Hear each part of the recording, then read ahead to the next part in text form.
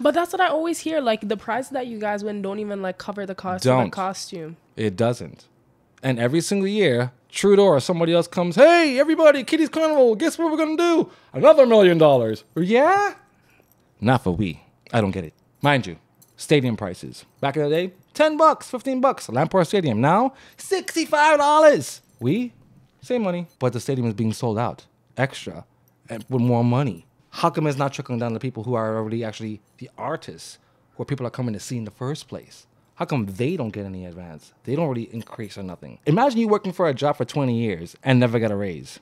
But you stay because you love it.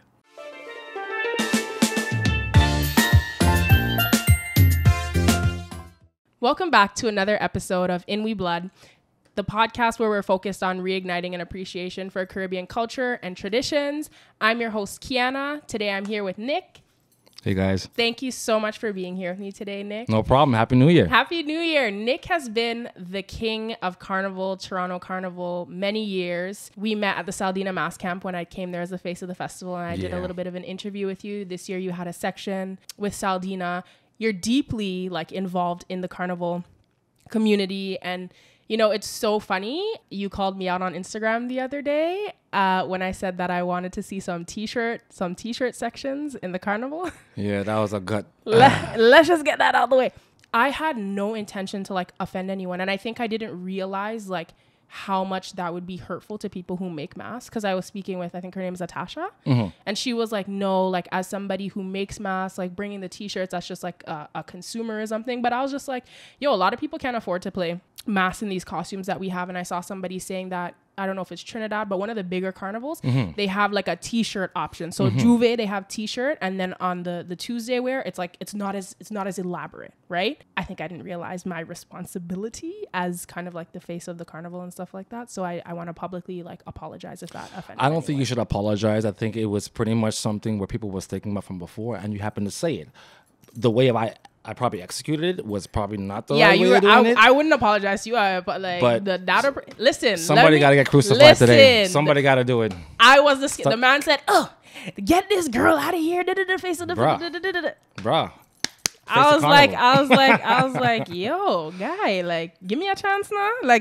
Message me and tell me that then. But it's good to know. It's good to know that bringing something in like that might be damaging, because I just thought it would be a fun thing. Yo, here's an option to kind of try to reduce stormers and stuff like that. Okay, if you guys don't have money to play mass, come and play in this whatever kind of level one. But there is a different level to that though, because if we're looking at just the whole basis alone of Carnival in Toronto especially, it causes a venue of $400 million, and that's just basically on tourism and hospitality. If we now started doing a t-shirt, let's just say an example, at t-shirt bands, who's spending the money to come and see that? Where the money going to come from? Because they're not going to get that much money hospitality-wise, tourist-wise, what people jumping up on the street and stuff with t-shirts. But not even that, though. Let's just go back a little bit steps about why we have Carnival, why we wear costumes. And all these things of t-shirts is not really new. It's actually what you said in different types of carnivals, with throughout Trinidad and Grenada and Barbados. They do have t-shirt I know bands. Dominica, they have do. it. And even in Trinidad, too, they have what they call Olmas. And Olmas is pretty much a t-shirt, but you're holding a placard of whatever the problem is in the city. There's too much immigration, whatever it is, you know? Grenada has that too. It's always on a big white sheet, and then they have their cardboard sign. Right, and that's what they call Olmas. It was a label of expression. Now, let's just fast forward to now. If we end up having a t-shirt ban now, what is the expression going to be made? Unless the t-shirts are saying something, expression of love or whatever the case is, it wouldn't be a problem. But it takes away from the whole, let's just say, the cultural aspect of the diaspora of what we have. Indian culture, Black culture, Spanish culture, Asian culture. It kind of takes it away by you having a t-shirt on. It just makes you feel not really a part of the carnival anymore. It's really something to where you look at two things. You're making a statement, but you're also disassociating yourself on purpose. You know? So I hear you. But I do apologize if I offended anybody. That's okay. It's just that somebody has to be crucified, and happened to be you. He said all face of the festivals, because we DM'd after. All face of the festivals, be warned. By the time our conversation calmed down, I said, listen, do you want to come and talk? I do want to talk. I do want to talk because honestly, the people started DMing me too, talking about get her, and I'm like, you know what? I'm not gonna get nobody because you're my sister, number one, and you have an opinion, and that's basic what it is. It's all different opinions, but ain't nobody going to come and like tell you something. Only person that can do that to my sister is me. Exactly, or your parents, and that's basically it. Forget all of us. You know what I mean? But I really want to know why people are so adamant of getting T-shirts. What's the thing? Because the carnival is getting to the point where it's like, yo, can I afford to pay $400 for a backline? Okay, I'm gonna break this down to you real quick. But at the end of the day, regardless of how much it costs you guys, right? You guys have to think about your end consumer, and most of the money is coming from, I'm assuming, the people who are playing backline. Like, it's always like a bigger backline section, right? And so it's kind of like, if people are getting priced out, like, regardless of how much it costs you to make the mass, if you don't have people who are coming here to play mass, when they're like, yo, why would I pay $400 play mass in Canada when I could pay whatever US? Obviously there's other costs to go somewhere else, but I know I'm getting drinks on the road. Right. This is. So we're talking about price versus value, right? Right. That's kind of where I'm thinking, like, where it's like, yo, where can we get another back line, like a. So I'm just going to throw some names out there, right? You see how the biggest bands in Toronto are Revelers, Nations, Tribal Nights, or Tribal Carnival, Saldenah. These are, let's just say, the Gucci's, right? Off of Bloor. But you do have those ones that's more like Old Navy. And you have other ones that's more like, you know, cheaper cost. What you're paying for is the experience of the band. Every band will tell you you're paying for a certain reason why there is a band fee. There are certain ways or certain amounts of money, like different from different bands, right? They do have budget bands, though.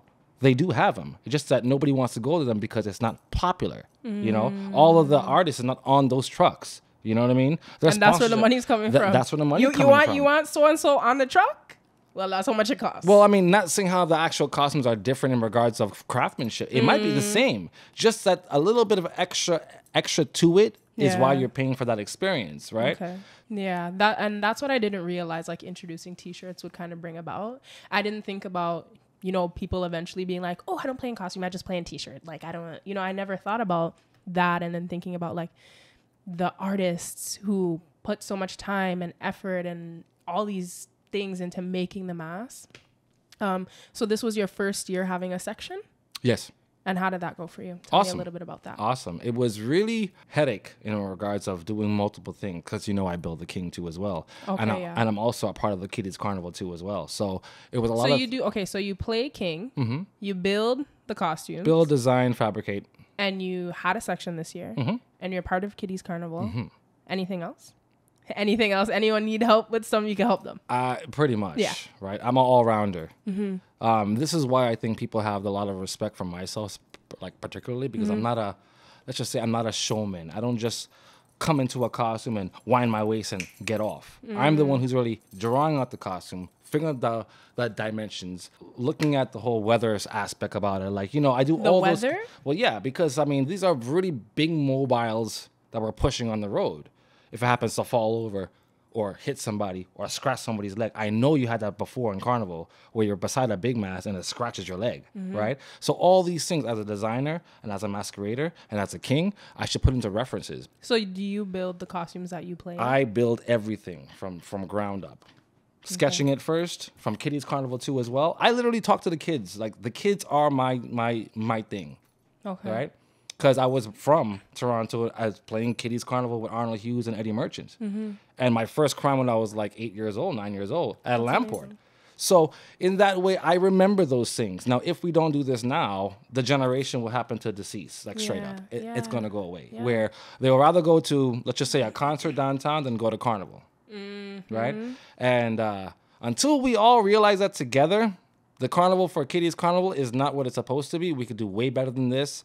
I'm looking forward to working with a lot of other different masqueraders and masked men and women and band leaders to make a more of a community base for children. Yeah, you bring up a really good point, because one of the things that we were discussing in different episodes where it's like the role of the older generation to pass that information on. Sometimes they might take that for granted and just think that, oh, like the kids should know.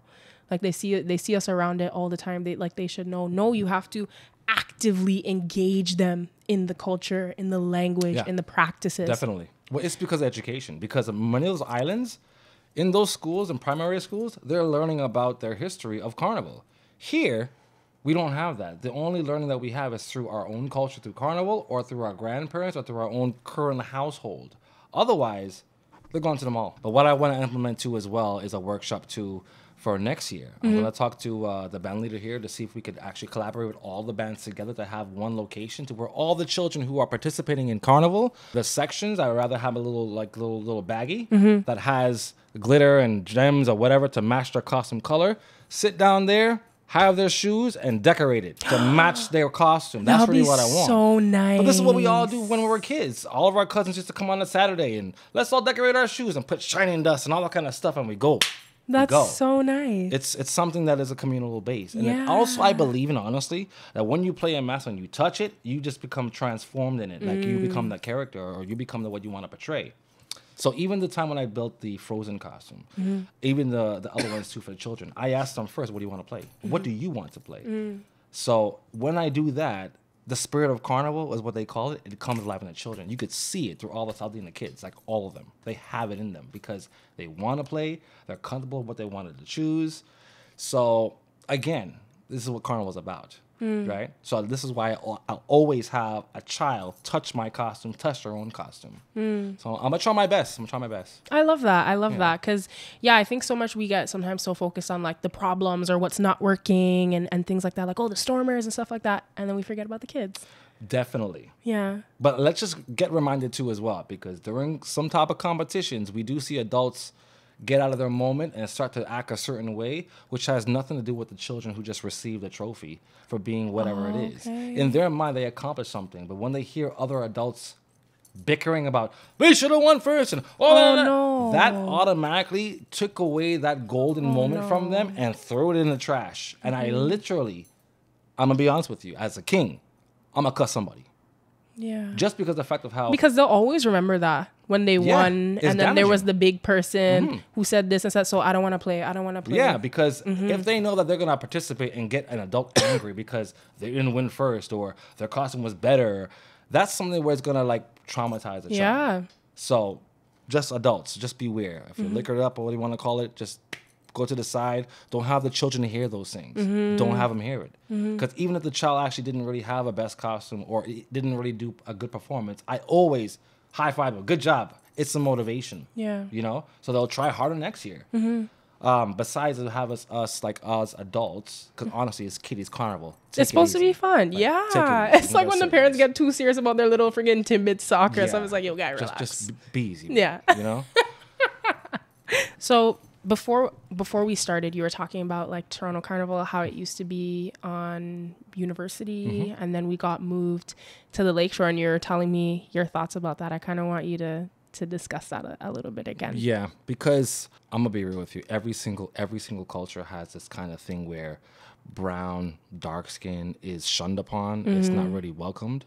So the Carnival of Toronto Carnival was pretty much a gift to the city of Toronto for the centennial, 1967.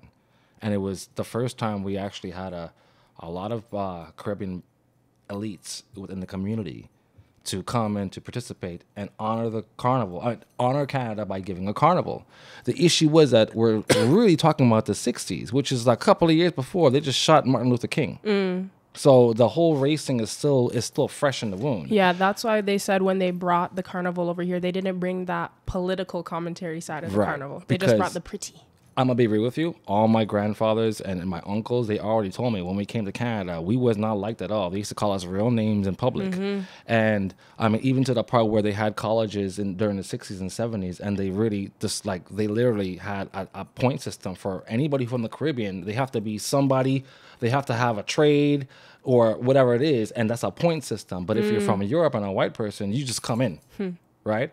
So that being said, they decided to actually keep the carnival going after the centennial celebration because it was really something that was good for the city, also good for tourism, yada, yada, yada, yada, yada. 20 years it was down there. Then they put it down to Lakeshore area. And by 1971, it stopped from downtown Toronto down to the Lakeshore. 1991 is when they literally put us away. I'm going to say this to you because 1991 is when it was literally from the TT station, you come out and you're in Carnival. Bam! Same thing that you do for Taste of Danforth. Same thing you do for Pride Festival. Same thing for the actual Taste of Italy too as well. Those places are in the city, which means everybody in the city could access these parades just by a train away. For us, they cut that off and said, nah, we want you separated. We don't want you in the city anymore. So we're still in that kind of, let's just say, barrier. No matter how much. There's definitely like some systemic racism hurdles that are like when you start to see the different things behind the scenes. And I said this on a previous episode, but one of these guys that I was talking to, I met him at some event. He was talking about he sits on a board where he sees where the funding goes. He said Toronto Carnival brings in $500 million to the city or whatever. And he's like, they're not on the top of the list when it comes to funding. National Ballet of Canada is on the top of the list when it comes to that funding. National Ballet. They're on the top of the list. So it's like, it's not even about you guys brought in more money, so we're going to give you more funding, right? There's like the layered hurdles that are present. Racism with a smile. Yeah. That's what it is. Because honestly, we could say we have $500 million that we collaborated within just the hospitality and for tourism, but here's $1 million. Come on. We know you guys are going to bring it in anyway. Here's $1 million. Just take that, you know? And then we have all of the band leaders and all the other people not fighting for it, but they're like, because after all the work we've done. And then you know, maybe that's part of the reason why there's like issues like internally, like when I'm just thinking about it as an outsider, is because there's like the scarcity mindset where it's like, we don't even have enough to make. Would you say that that's true? Or you know what? I'm just going to be honest with you. When somebody gets burnt by a fire, they barely don't want to go by a fire again. So the majority of the older heads that we have that have been experienced being on committees and this and that and the other with the city and working with city officials, they've come to terms where they kind of gave up in a way because they know that they couldn't really be able to fight the good fight. You just got to go through the trenches and do what you have to do to collect what you have to collect and push out the culture as much as you can and then go away. Maybe this time because we have a new type of panel of people and people are retiring, that is giving us a way for other people like ourselves to be involved in it. Now, I particularly don't really want to be involved in any kind of entity of a band and be involved into the committee. I think it's a conflict of interest. It is. Big time. It is. Right? I want to be unbiased. You know, I don't know anybody. They don't know me. Let's just see what goes on. And that's how I would like everybody else to be too as well. Because, again, we're artistry. And if we see things as being negative, like as in, you know, favoritism and money passing and sponsorship here and da-da-da-da-da, it gets kind of like the gut feeling again, like wearing the T-shirt band. You know what I mean? It gets that kind of... well play a mask on that T-shirt. No, but I would too. I would too. I know you would. But yeah, so that's what I'm saying. Like a lot of things have been going on with regards of like other people in the mass business and on band leaders and also people in the committee. They have a different kind of mentality now. As somebody who's been in the Toronto Carnival and just carnival space for like at least 20 years, what are some things that you see that you know need changing? Once you actually meet somebody who's from Canada or Toronto, whatever, within the GTA, who is not from the Caribbean background, who is pretty much just everyone knows about Caribbean Weekend. Everybody knows about that Caribbean 100%. Weekend. It's like ingrained into Toronto blood. We don't even know what the holiday is really supposed to be. We forgot the name of it. It's so true. Right? What is the name of that weekend? Caribbean Long Weekend. Right? That alone tells you that dynamic of the culture is so strong. No, seriously, what's the oh my God, it's Emancipation Day. It is. Because the guy who's actually from the Canadian who actually freed no more slavery is on August 1st in 1836 or something like that, 32, right? Before Trinidad Zone. So it's really, it comes in together. You know what I'm saying? I mean, we do have a history here too about all that kind of stuff too as well. But the reason why I'm saying that for is that if anybody who I work with, who honestly, they love the fact that we're involved in Carnival. They love it because it's like, you see that guy there? I know him, right? Yeah. So I told them, I'm like, yo, as long as you have an Ontario ID, this is your Carnival. This is your parade. It's your parade. Because if we look at the history of Carnival, it was pretty much everybody from being poor to middle class, this was the opportunity to be one and revel with everybody. Yeah. Right? Where the rich looks like the devil and the poor man has King of Carnival blinged up everywhere. It's the reverse. Chinese, Indian, black, everybody came together and played a mass. That's really what it is. It was a freedom, right? For us not to have somebody who's local from the city who knows about Carnival, but is only afraid because of the color of their skin. We didn't really, the whole thing of why we're doing this, it didn't really reach. Straight up. We're still being segregated. And until we... I know, and I think it's so weird. Like, a lot of these topics are so controversial because some people are like, oh, no, like, certain people shouldn't be playing in the band. Like, that's, what is it? Oh, like, don't they know we're celebrating, like, or no, like, African people shouldn't be, like, this year. When I got back to the GO train station at Clarkson and Mississauga, there's these two girls. I think they're Nigerian, beautiful ladies. I was chatting with them and they're like, I was like, oh, did you guys have fun? They're like, yeah. Oh, we're from Nigeria. Like, one of our friends was saying that, like, as Nigerians or like people from Africa, like, we shouldn't participate in Carnival. I said, excuse me? I was like, I absolutely am. I am not of that school of thought. Why? Like, because they're not from the Caribbean and they didn't have to go through whatever, and then get free. I'm like, yo. I am not of that school of thought. And that's just my stance on that. All you come and play all your mass. That's what I think. You think that people are walking around Lakeshore with checks of passports to see where they're coming from? Let me see that flag again? Yeah. No. Yeah. Come on, man. Come on. That is just personal. But this is what I'm saying. This is a lack of education. It's a lack of promoting the culture. Yeah. Do you understand what I mean by that? And I think it's our fault. Listen, if people don't come and play in the band, there's not going to be any band to play with. Like, we need to have the people to come and participate. I think as long as people have a respect for the culture, as long as they have an opportunity to understand what it is and where it comes from, for sure. If everybody just sees it as one big, I ain't wearing no clothes, and that's different. But if they have the opportunity to have that respect and to have, then it's like, yeah, like, come, like, let's enjoy, come and participate in my culture. No, it's not your culture, but come and enjoy it with us, right? I think that's fine. Well, now it's been changed. Like, I don't believe in that culture. This is our culture in Toronto. It's a Toronto culture. Right, because it's the Toronto Carnival. That's what I'm saying. We should stop using those words. Well, no, we're not there no more. We're here. It's true. Do you understand what I mean by that? It's true, yeah. That's what I'm saying. Like, the same way how the Nigerians said it to you. This is the problem that we didn't really get the assignment properly, like straight up. We didn't get it properly at all. Because if another Nigerian from Africa and a person from, let's just say, Windsor has the same mentality, something is wrong. What, feeling like they're not allowed to participate? Exactly. Because she said exactly the same thing, what my friend talks about now, that they go to the cottage for, because they don't feel like it belongs to them. Well, this is something that we have to change, like straight up. Because I don't feel proper. I'm gonna be real with you. Because we're doing Carnival. Carnival is a emancipation of whatever kind of locked up we have been going through, or we mock the aristocrats as, we're not gonna hang out with those people. We're mocking them, really, and that's what everybody in every single race. Why is it only? I think sometimes we forget that. And again, going back to education, it's like, even if we just know a little bit, it doesn't have to be a lot. It doesn't have to be you did a whole course. Just knowing a little bit of the key things, it will help you to, like, just mentally from a different place. Yeah. You know? Yeah. Just knowing that, okay, well, certain things, like, I'm not going to do because that's contradictory to what Carnival is actually about. But I have that knowledge, knowing where it came from and what it's about. Yes. Yeah. But otherwise, it's just anything and anything goes. That's why you see people...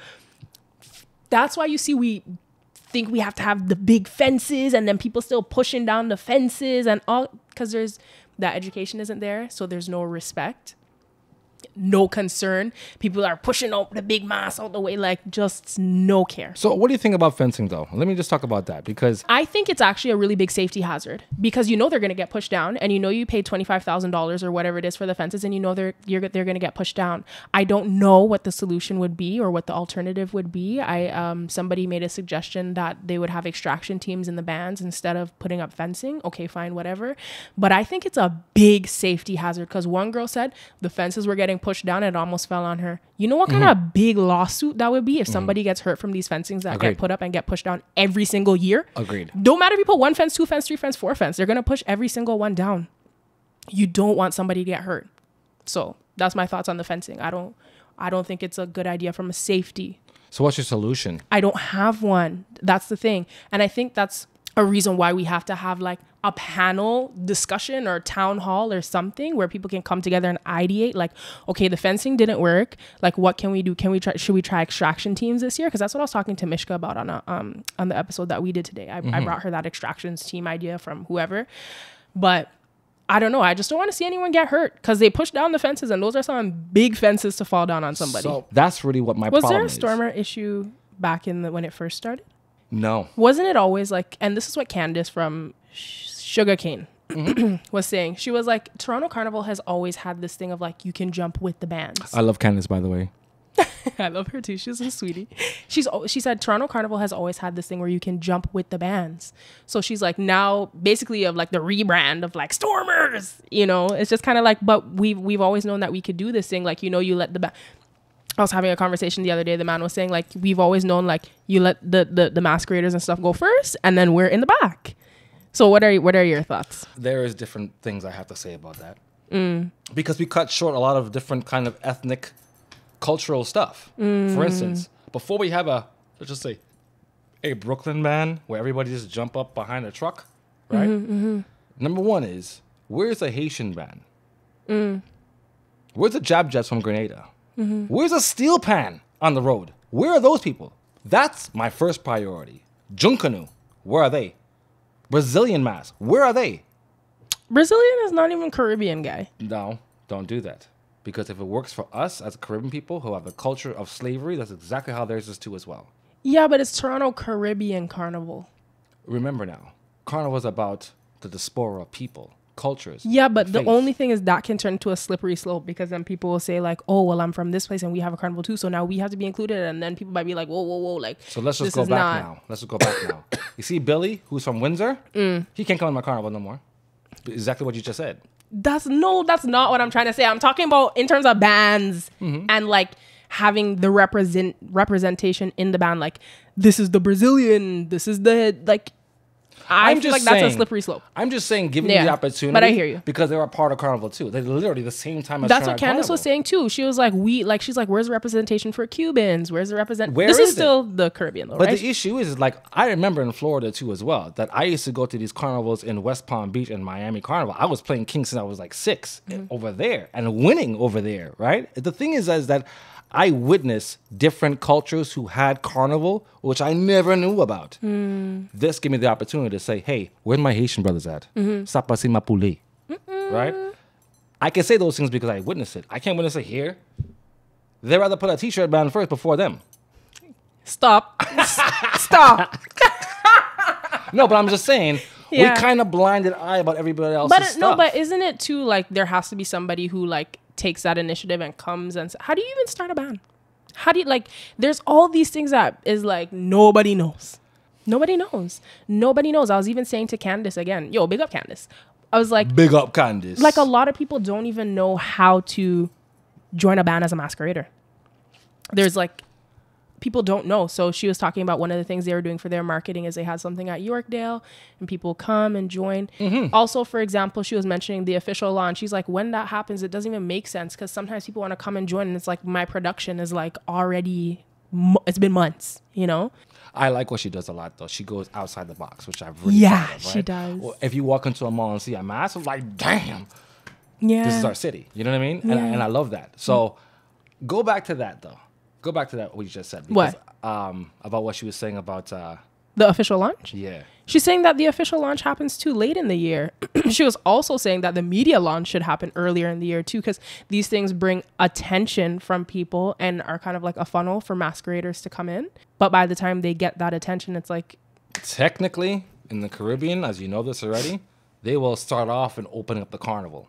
The officials of the city will come and they will cut a ribbon or they'll ring a bell or they will say, all right, now carnival has begun. If we have that kind of stuff here, it might be more of an educational base where people are more enticing to come You know what I mean? Or entice to be more involved in it. I just, honestly, there's too much hands in the pot that makes the whole thing spoil. Yeah. And I didn't want to say anything about what you just asked about, the whole question about how do you make a band. Honestly. I'm sorry. It's the no blinking for me. It's the no. People have, let's just say this. People are puppets. And they literally pick and choose who to cut off and who not to cut off and this and that and the other. Honestly, it's like a mafia in one way or another. Straight up. When money's involved, people change their faces. Straight up. Myself having a band, God knows. Somebody might just like blackball me straight up and say, nope, we don't want him around because you know what? It's a competitor, which means other people who are making money right now, who's established. If a new cat walks in there, the whole demographic has changed. Definitely. People's bands who's like 6,000, 2,000, 3,000, 4,000, they'll automatically become smaller because there's a new face in town. So one of the things that I want to ask, because I'm kind of sensing this sentiment, like as a section leader, as somebody who's like on the behind the scenes of the culture, is there a feeling of feeling kind of like unappreciated or undervalued? Always. Yeah. Always. And I stick to tell my people, like, honestly, I'm really loved outside more than my own house. Straight up. Explain that. People who know my talent, or people who know about the culture, and people know where I came from and how I'm the youngest one doing it, they wouldn't value that. They would want to break my foot, right? Many of the older massmen, too, as well, they don't want to share on what they know because they're making the money in the season, bending wire, putting feathers together. You think they're going to hire a new guy to go and outshine them? What's going to happen next year? They're going to hire that young guy, not the old guy. So everything that I have to learn is by observation and sweat and tears and cutting myself to say, shit, I can't do that. You know? That's the only way I learn. Otherwise, here how it works. When you're not actually on that level and you have to prove yourself, you're going to watch and see everybody else come up. Hey, come to work together. Da, da, da, da. I was there for the whole time. You stepped over me. Remember, I was sleeping on the ground. You stepped over me. But because now you see my potential, because I'm popular, or you want to call it, now you want to come along. Well, I've been with trying to come along. You just ignored me. Let me just keep on doing what I do. Keep my same energy. Because either way, this kind of situation happens the good and bad and the ugly. You got people who love you and people who don't like you. You got to really make sure the people who are standing next to you are the ones who are supporting you and want to see you go further. One of the things that Jesse was saying, no, he's not a Calypsonian. His grandfather was a Calypsonian. And his whole thing is about preserving the traditional Calypso, and like he wants to create like a Calypso listening library. He has these really big ambitions, and I'm a supporter of Jesse all the way. One of the things that he was saying is that when he wanted to learn how to play saxophone in Trinidad, there was that same thing that was happening where the older generation or the men who do know, they wouldn't there was no bringing up the next generation. And I have no idea where that really comes from, but it's like we see it in different areas of the culture where it's like the mentorship that should be there so that we can keep the root strong and we can keep the link strong is not there. Even Mahea, she had an episode here and she was talking about something, and one of the ladies in the comments was like, oh, just hush now, why she in hush? And she was like, Miss whatever, as somebody who's been in the culture for so long and as an elder, like I expected that you would be supporting me. I'm like, wait, you know this woman?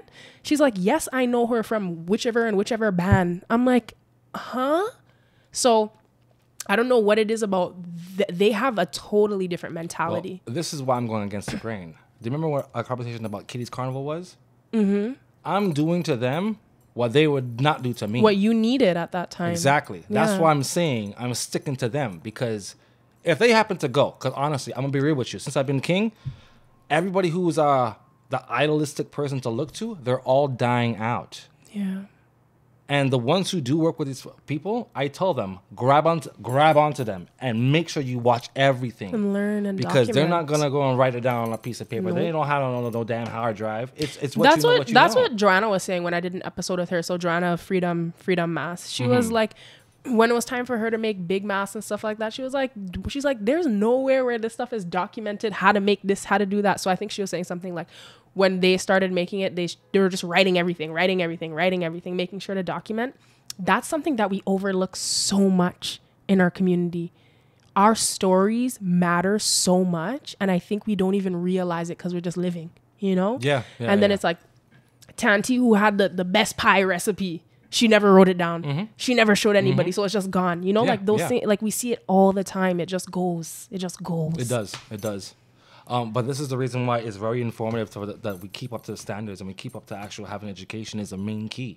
You know what I mean? I think even just having conversations like this, like it doesn't have to be a classroom education. Sometimes you learn something, you're just talking to somebody. Just a conversation. That mass camp vibe is like unmatched. Okay. The mass camp vibe, right? Okay. The mass camp vibe is pretty much a second home for a lot of people. Like before all this started happening, even in the 70s, a lot of West Indian people had a problem being accepted. They had their own kind of community services. I think it's WIF or something like WIF, I think it's called. West Indian Institute of Foundation or something like that. Those are the ones who literally took our grandmothers and our aunties, whatever, and schooled them while living in Canada to make them accustomed to the lifestyle and show their worth. And we had that in the mass camp. That's really what the mass camp is about. It's togetherness. It's to come together as one. So the mass camp can be a community hub. Hell yeah. How does it work as somebody who's never really participated in the mass camp side of things? Like, how can me or somebody else who wants to get involved in that? Just walk in. Literally, just walk in. And I mean, honestly, you can say, hey, do you guys need any help or anything? And then they will say, oh, so what you could do? Oh, I know how to use this. Da, da, da, da. Or we could stay into the back and just, be a liquor guy. You know what I mean? Just drink up liquor and dance to some music. Like, there's a lot of people who just come there to go chill, to relax, to associate with their brothers or sisters. Because this is a time of year where everybody comes together. Like, honestly, at the end of the carnival, I ain't seeing you again face to face. It's usually through social media, if we happen to go through social media. But we kind of lose that kind of connection as soon as carnival is over with. It's like when Trinidad, soca's pumping at all times. Ash Wednesday, reggae. Dancehall. Right back. Pasa. Right back. So it's something like that. We end up losing the connection, right?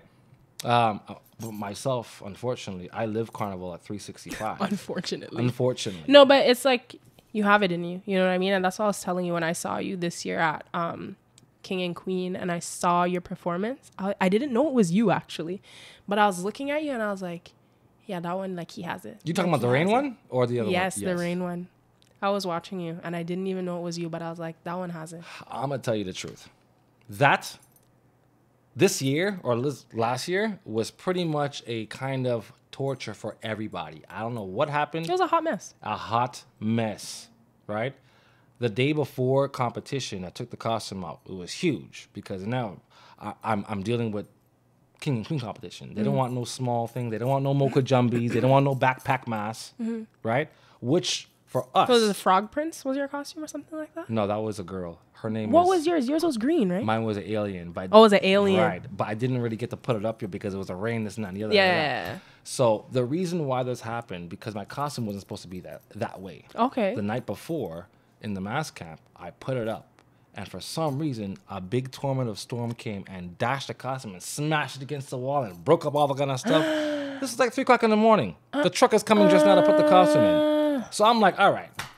So I go in the mass camp. I sleep in the mass camp. Sorry, how do you handle that what's going through your mind when that happens?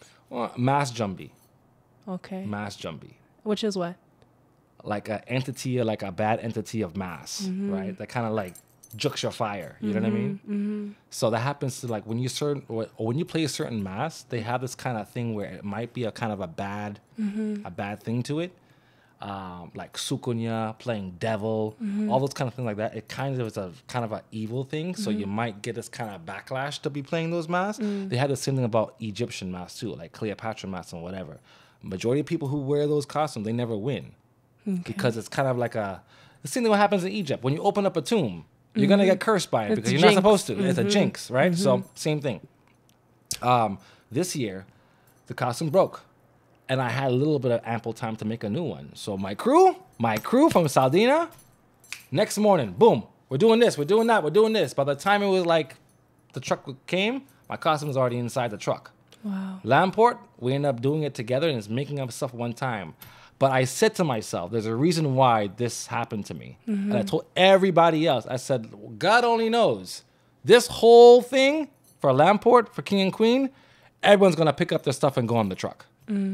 And they laughed at me. No, Nick, no. Because I just had a feeling.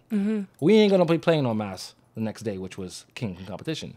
So when we're putting all the mass up together, We put the kiddies on first. We put the female individuals on, the male individuals. The queens are next. All of a sudden, Adam Ali knows about this because Adam Ali is the male individual for Saldenah. When he went on stage, I seen a plethora of like black clouds coming through. And you feel the wind starting to start up. It's like, wait. Well, he was playing the torment of the sea, the torment of the seas. And I said, bro, you have goat mouth. And goat mouth is like when you say anything happens for a reason. The man is like, I'm a torment of the seas. This man came out and bring friggin' rain, like I don't know, like a rain. And then he ended up smashing the speaker box and it caught on fire. Like everything was going mash. What do you mean the speaker box caught on fire? You lie. Yeah, it was smoking up because his costume hit it. And it smashed on the stage, and it had a big old like smoke pouring through it. And I'm like, dude, like you just mashed up the whole thing, Dread. Anyways, the point is Torment of the seas. Torment of the seas. He came through. All of a sudden, the rain started to hit. And when I turned the corner, my costume, remember, was broken from the night before. And everybody was laughing at me because it came through the grapevine. Yo, the king's costume broke from Saldenah. Everybody came now to point at me and laugh. So, but me personally, I don't care because this is my art. It's an art for me. You know what I mean? And people come to the show to see my art. So it's not even about who wins or loses, whatever. I don't really care. Because half of them have already been used costumes from Toronto anyway. Let's not even go there. So that's really the issue why I'm like, whatever. I'll just go ahead and do it. But when the rain started to come, everybody ran under the bleachers. Everybody started taking their costumes down to wrap it up. Some people wanted the judges to say, hey, we're not going to play because it's dangerment. Meanwhile, everybody on Lakeshore... Dangerment. Yeah. Everybody on Lakeshore has wire back pieces and head pieces. And they ain't afraid about no storm then. You see anybody back on Lakeshore with a rain coming to take off the back piece? No. Or the wire bra. Their wire bra. It's like you're walking around with a hanger on your head. Listen, these are metal rods though. That's lightning like catcher. You think the lightning actually is picking and choosing who they want to strike? If it's metal, it's metal. You know what I mean? It's a rod though, so I can understand people thinking that it's a safety concern. Because I was going through my mind too. I'm like, yo, thunder and lightning with these metal rods. Baseball games, minor league, whatever rep little. As soon as the thunder starts, game done. Because they have the aluminum bats that they swing with. See, this is the issue, right? Because I build mass in Trinidad.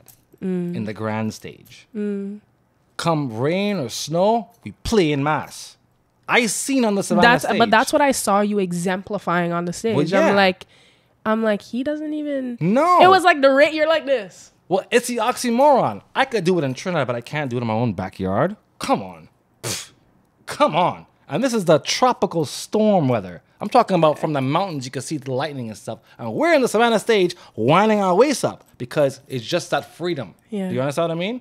Ain't nobody worried about no thunderstorm there. That is mass. I come back home and I must be afraid because them afraid who'd never been to Trinidad before in their life, who don't go on the Savannah stage.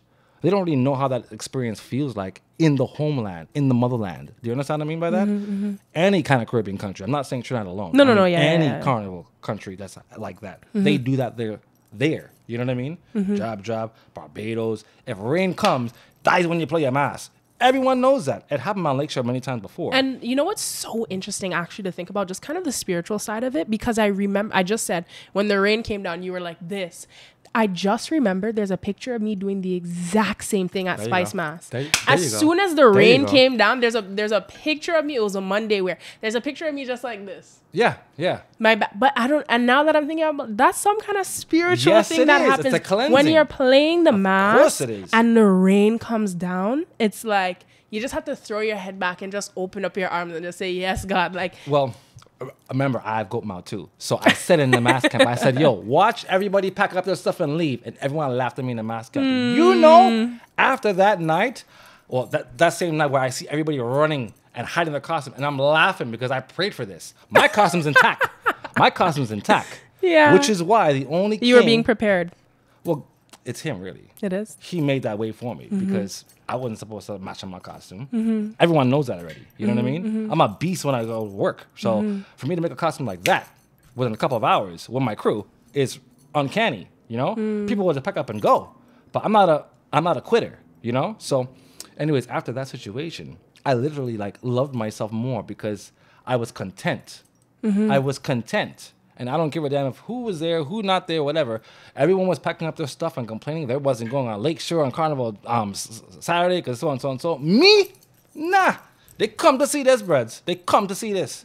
So before all of us was leaving, because I think the head of Carnival was walking past us, and I asked her, Mishka? no. Jennifer. Yes, Jennifer. She walked past. I'm like, Jen, are we going on stage? She's like, sorry, we can't. It's a dangerment. And because of the rain's not stopping, we don't want to have nobody, fall, whatever. I said, okay. Me and my little nephews, my little small nephews, took the costume up. We're walking up to the truck. I turned, I seen the stage. I said, oh, no. I ain't doing all this work, not touching the stage. Yeah. So I turned the corner. When the DJ see the Kings coming through the opposite side, he put on it one time. And I didn't do it for people because nobody was in the stands. Everyone was gone. I know. I didn't realize everybody from the stands were hiding underneath the thing. tent. So when I started to walk on stage and bust a wine, everybody started coming up with cameras. Ah! That's when it hit like 17,000 people watched that damn thing. And I said to my masquerader friends, I'm like, you laughed at me because it wasn't a big costume. But mine's the only costume that hit the display as a king at Carnival so far. Where's yours? No one has a picture of them because they wrapped it up and ran. I'm the only one who actually got on there like that. You know what I mean? Where people thought that I was king of Carnival because I was the only one that they seen. That was the only one who actually had like. So what happened? Was reel. this year just kind of like a write-off then? Or It was a write-off, straight up, because it really was. They were they're telling us that Saturday we had to participate for King and Queen competition. Oh. But because of some of the bands said, no, we're not doing that, they took it off. And that's what really bothers me the most. Because if we have 30 bands and 2 people don't want to do it, why are you getting rid of the whole competition because of 2 people? Unless the 2 people are very influential and they're running something else that we don't know about. Okay. Right? Hey, don't talk no dangerous talk. I don't know. Hey, I'm just observing. Right? Because if things are being implemented because someone's saying it, that means somebody's really the lead. Forget about everybody else. They're puppets. Because we did all the work. We went on stage. Why don't we have a competition? You can't say that's unsafety while all the time during the sun time, them same aluminum rods are in the air. Them same are the ones who's cutting your leg up in the first place. You can't tell me that's not true as a masquerader. If you're standing beside a big mask, you're going to get hit. I just stay far. Right? So this whole thing about unsafety, no. Unsafety, here's what unsafety means to me. If you know that your 10 foot, 20,000 feet high is not safety, go lower then. But they can't go lower because they're competing with the Joneses. You know what I mean? If the competition wants big mass, like skyscrapers, they're going to build big mass skyscrapers. But okay, but that's something that I heard somebody saying though. They're like, here in Toronto, it's like they make the costumes excessively big. Like it doesn't actually have to be that big to be a part of King and Queen. What are your thoughts on that? I would go back to capitalism. Because the country's making money off of this, they're looking for a certain thing. And because that we are along with that, we go and we listen to what they want. Like when I saw one of the costumes from Trinidad, I think it was like a dragging kind of thing. It wasn't no like how much on how much foot thing, but it was incredibly creative. But this is the reason why we have a different kind of judging system here. Because you see what you just said just now? That person had it on their back. They get extra points because they're carrying their costume. Here, it's not. What do you mean? Not on your back? No, as in like they won't give you extra points. But that's what I always hear. Like the prize that you guys win don't even like cover the cost of the costume. It doesn't. And every single year, Trudeau or somebody else comes, hey, everybody, Kiddies Carnival, guess what we're going to do? Another $1 million. Yeah? Not for we. I don't get it. Mind you, stadium prices. Back in the day, $10, $15. Lamport Stadium. Now, $65. We, same money, but the stadium is being sold out extra and with more money. How come it's not trickling down to people who are already actually the artists, where people are coming to see in the first place? How come they don't get any advance? They don't really increase or nothing. Imagine you working for a job for 20 years and never get a raise. But you stay because you love it. I stay. That's what I'm saying. I can't look at it in a money factor, which is probably my problem now. Because I believe in the community more than I do money. Money has no race. Remember that? They have no race at all. So this is why like it's kind of a conflict of interest for me. Because if I do happen to be a part of a committee, everything will change. Everything will change. I will dethrone myself. I wouldn't be a part of a band. I'll be the carnival guy for Toronto, which means everybody is equal. Everybody has their part to play. everybody will benefit off of us. Everybody getting cussed. Everybody getting cussed the same way too. Right? Because this is enough. There is no way we are younger people and having the same situations going on when we're older. Something has to give now. This is stupid. This whole put under the rug, it don't work anymore. I trip over those rugs. And what I do, I put on friggin' tile. The hell with damn carpets. The hell with it. It seems like it's kind of like, shh, don't There's say just nothing. always kind of...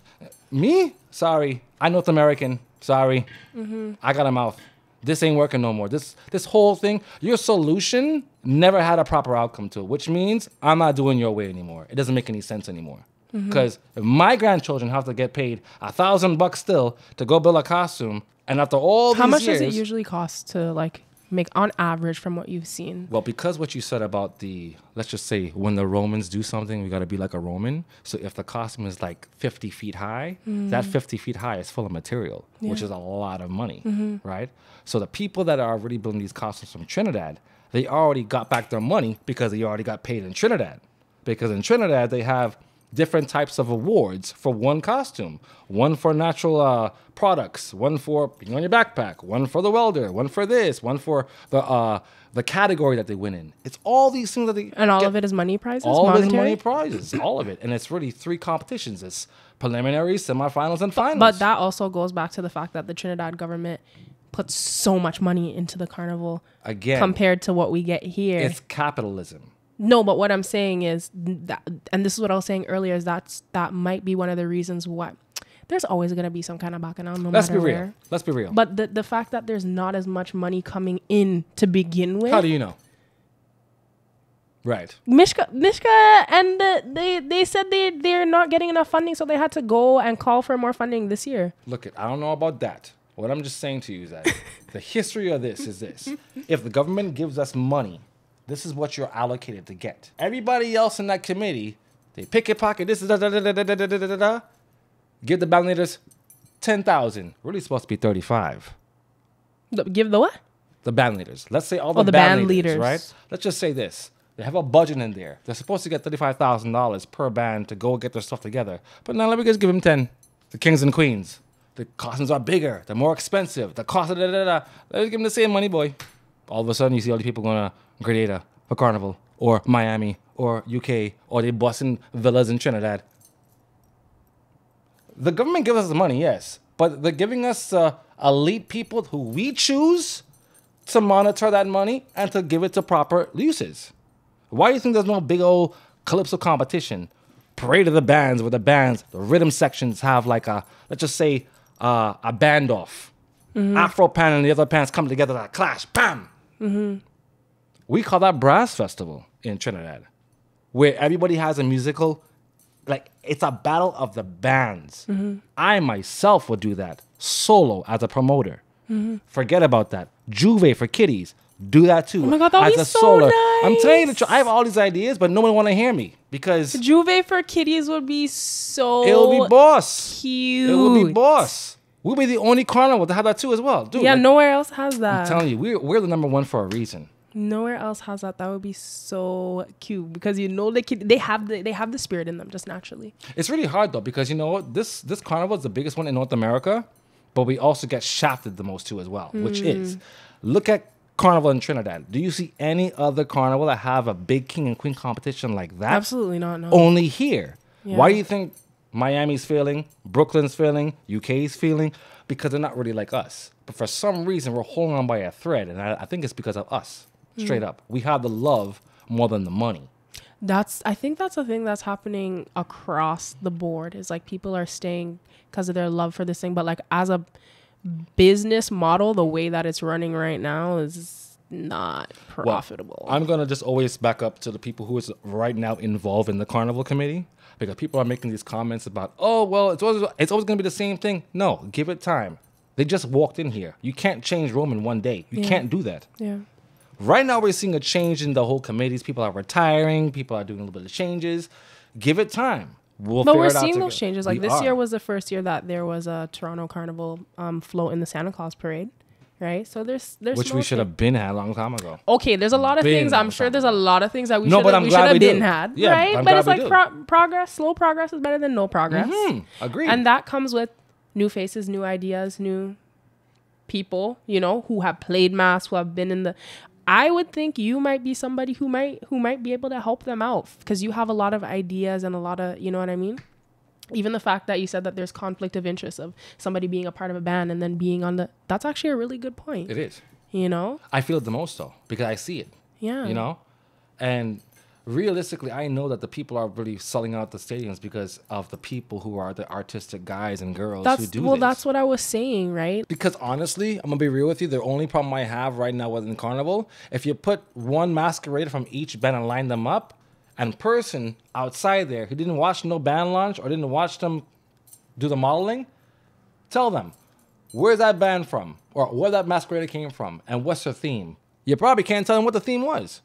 Because they all look alike. You know, there's one or two bands that really have that kind of niche to where they keep the theme. I tell you, Ultra? No, I'm not even talking about Toronto Carnival. You always have some kind of freaking thing to say. No, can I tell you? This year I saw Ultra Carnival, which is in St. Kitts. I think I saw that you follow them, and their theme was Wonders of Africa. My God, those costumes are fan. I knew that before I even heard their theme. I could see it. It was gorgeous. I was like, these costumes are incredible. You could just see that this was an African thing. Yeah. I loved that. Yeah, I me too. loved that Me so too. much. So too. big them up. I do like the fact that how we play a masquerade to where you could tell what it is. If you can't tell what it is, and you're not really playing a mask, you're just going along with the feather and bead stuff, or even the king stuff too as well. The kings and queens, if you have to have a whole diagram of what you're supposed to be, you already lost the game already, straight up. Straight up. You have so much mass experience, so much history in this thing. And, you know, I wish you the best. And I hope to see that one day you're celebrated by your own community, celebrated by your people. Hopefully this, you know, being on this platform, you know, my platform that I'm building. You make all big me up, girl. Hopefully, you know, it'll help to shine a new light on you. And I just want to say that you're actually doing a really good job. And I'm really proud of you thank because you. you did something that nobody else did before. And it's causing a lot of like Ripple numbers. effect. Yes, and it's Yeah, good. good. It's good. I'm really glad that we have a voice, and I'm really wanted to see the other side of things. You see how I have this side of it? I want to hear the other side of it, why they think this way, and why I should change my mentality too. What do you mean? As You mean in- your approach to cussing people I don't publicly cuss nobody. instead of just going to them and saying, "Hey guys, this man will go on his Instagram story. Somebody needs to delete his account. Go on his Instagram story and Yo. make all kind of video I get to that. cuss some. Hello, you could have just told me. We'll see. 2024, just approach direct. Hey, 2024, somebody, stop trying to shame people. somebody got to be on a cross. 2024, stop Right. trying to make scapegoat. 2024, we're collaborating. 2024, we're coming together. 2024, we realize that all of us care about this thing. Some of us have more knowledge than others. So let me show you why that's actually not the way. Okay? Please. Well, the other people are like, you know, the aunties like, oh, shut your mouth and go your way. I'm ready for them too as well. For real. It's really for them, really, eh? Not for you. It's for them.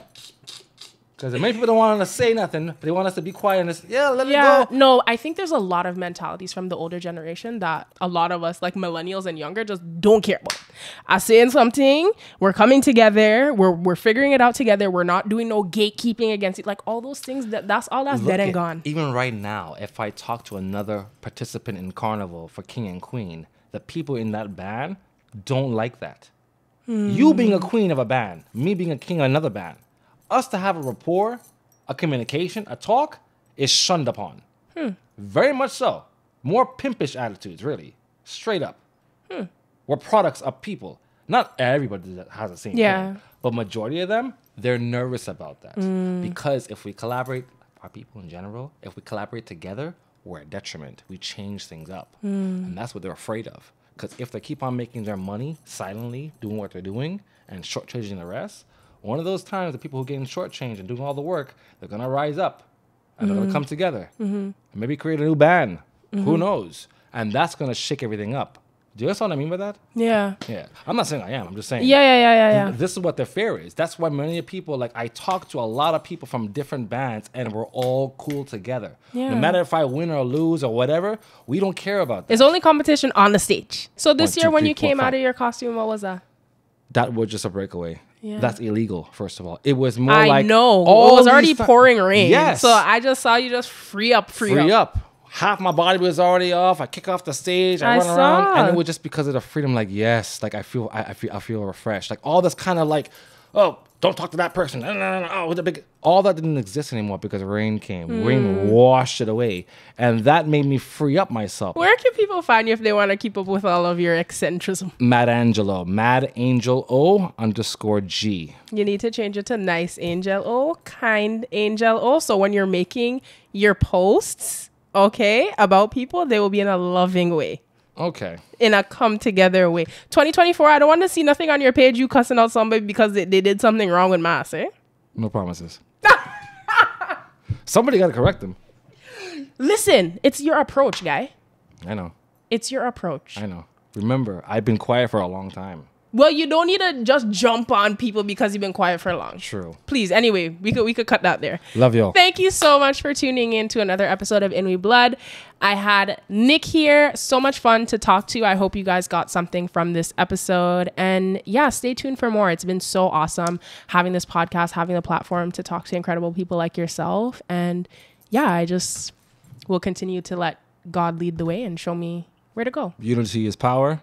Guys, put your comments in there. Make sure leave your comments so we could figure out exactly what next to talk about. Yeah. What topic is everyone's on their mind. Yeah. Yeah, that's actually a really good point, Nick. Thanks for pointing that out. I would love to actually get your feedback on what topics, people, things that you think we need to talk about. I know somebody mentioned sustainable carnival. I do have somebody on my list to talk about that.